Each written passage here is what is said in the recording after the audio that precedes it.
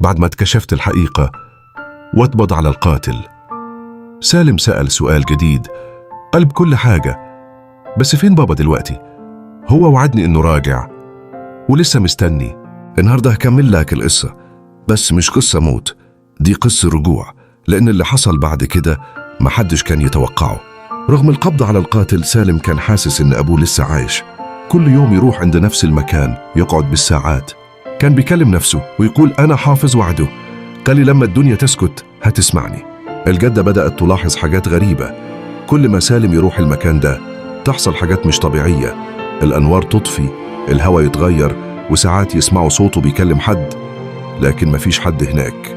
في يوم سالم رجع البيت ومعاه ورقة، مش من أي ورق، ورقة قديمة جدا فيها بصمة إصبع أبوه، وكان مكتوب فيها اللي بدأ ينكشف لسه ما خلصش، في واحد تاني كان معايا من الأول ولسه حر.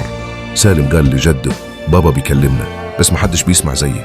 فهموا إن اللي حصل كان مجرد بداية، وإن في طرف تاني متخفي وخطر. بدأوا يدوروا على ملفات الأب القديمة، لقوا شريط تسجيل صوتي مخفي كان الأب بيتكلم فيه عن شاهد وحيد كان معاه ساعة الجريمة، لكن اختفى فجأة قبل ما يتكلم. الشرطة ما قدرتش توصل، بس سالم قال أنا أعرف هو فين، وسحبهم لمكان في الجبل. هناك لقوا حاجة محدش يتخيلها. ساعات الأطفال مش بس بيفكروا بطريقة تانية، ساعات هم الوحيدين اللي يقدروا يشوفوا الحقيقة زي ما هي.